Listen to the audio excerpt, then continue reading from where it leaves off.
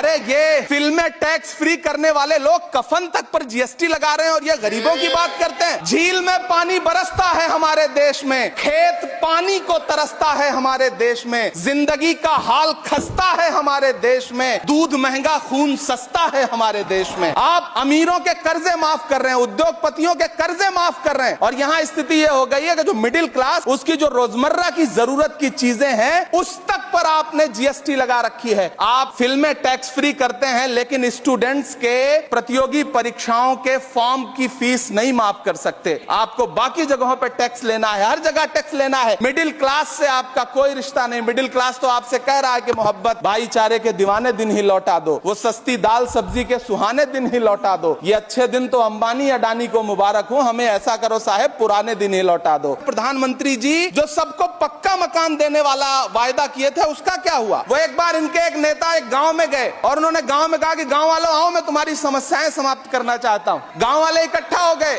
नेताजी ने गांव वालों से कहा बताओ तुम्हारी 2 समस्याएं बताओ, मैं दोनों समस्याओं का यहीं पे समाधान करूंगा। तो गांव वालों ने कहा साहब हमारी पहली समस्या है कि हमारे यहाँ कोई हॉस्पिटल नहीं है। तो नेताजी ने मोबाइल निकाला, कहीं फोन मिलाया और मिला के फोन पे पता नहीं क्या कुछ कहा कि यहाँ गांव में हॉस्पिटल नहीं है, हॉस्पिटल तुरंत यहाँ हॉस्पिटल चाहिए। गांव वाले खुश हो गए कि 1 मिनट में यहाँ हॉस्पिटल आ रहा है। अगली समस्या के बारे में उन्होंने नेताजी ने गांव वालों से कहा कि मैंने आपकी पहली समस्या समाप्त कर दी, दूसरी समस्या बताओ। तो गांव वालों ने कहा साहब इस गांव में कोई भी मोबाइल का नेटवर्क ही नहीं है। ये है इनके काम करने का तरीका, ये है झूठ बोलने का तरीका।